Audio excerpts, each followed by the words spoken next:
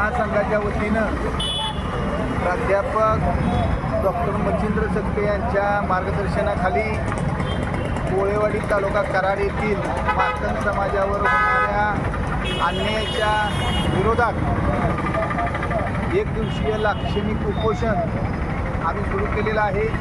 त्या उपोषणामध्ये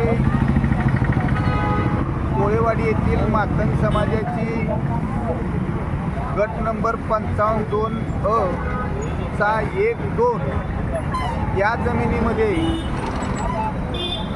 मूळ कायद्यानं केस चालू असताना त्या जमिनीमध्ये त्या गावातील धनदांडग्या लोकांनी अतिक्रमण करून मातंग समाजाला म्हणजे अल्पभूधारकच आहेत, परंतु त्यांना भूमिहीन करण्याचा जो काय डाव चालू आहे त्या डावाच्या विरोधात आम्ही हे आजचं आंदोलन धरत आहे। या आंदोलनामध्ये प्रमुख मागणी अशी आहे की त्यामध्ये सपू आहे मारुती चव्हाण यांचं 29 गुंठ क्षेत्र आहे। पण त्या 29 गुंठ्यामध्ये जागेवर आता जर पाहायला गेलं तर फक्त 5च गुंठ क्षेत्र आहे, म्हणजे 24 गुंठ्यामध्ये अतिक्रमण केलेलं आहे।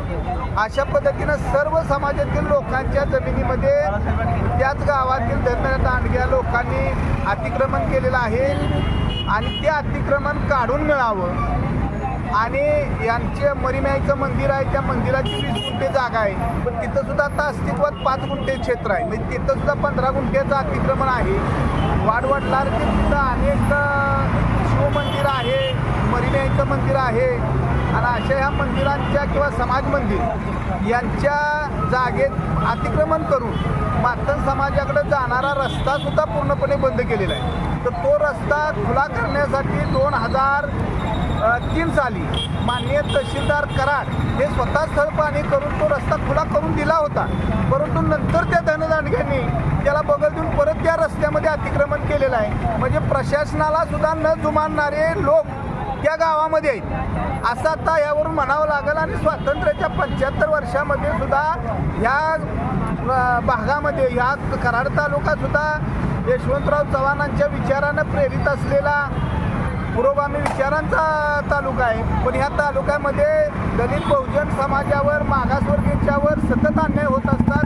आम्ही गेली 32 वर्षे दलित महासंघाच्या माध्यमातून ह्या अशा अन्याय आणि अत्याचाराच्या विरोधात अनेक आंदोलनं केलेली आहेत आणि मागासवर्गीय लोकांना न्याय मिळवून दिलेला आहे। पण इतकं घडून सुद्धा प्रशासनाचा दुर्लक्ष असल्यामुळं किंवा प्रशासनाचा वचकच राहिला नाही की स्वातंत्र्य हे कुठल्या गाढवीचं नाव आहे हे आम्हाला आता कळायचंच बंद झालंय। म्हणजे हे स्वातंत्र्य आमच्यासाठी नाही आहे, कारण ह्या स्वातंत्र्याचा दुरुपयोग म्हणजे ह्या प्रशासनाचं कुणीच जुमानत नाही आणि आमच्या समाजावर तालुक्यातले असेल किंवा महाराष्ट्रातल्या समाजावर मातंग समाज असेल किंवा इतर दलित समाज असेल यांच्यावर वारंवार हल्ले होत आहेत, त्यांच्यावर अन्याय आणि अत्याचार होत आहेत, तेव्हा याच्यावर ठोस कारवाई केली पाहिजे।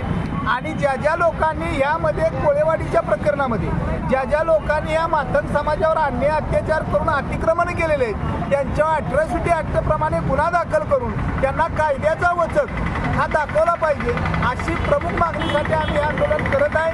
आणि हे आज आमचं 1 दिवसाचं आंदोलन आहे आणि हे जर कारवाई 26 जानेवारीची आज जर नाही झाली, प्रत्यक्ष तहसीलदार प्रांत यांनी स्थळ पाहणी करून ह्या सगळ्या गोष्टी मातंग समाजाच्या समजून घ्याव्या, अन्यथा हे समजून घेऊन जर प्रकरण पुढं मार्गी नाही लावलं तर दलित महासंघाच्या वतीनं 26 जानेवारी दिवशी पूर्ण महाराष्ट्रामध्ये याचं तीव्र आंदोलन केलं जाईल। हा इशारा मी दलित महासंघाच्या वतीनं बहुजन समता पार्टीचा जिल्हाध्यक्ष म्हणून देतो। जय भीम, जय भारत।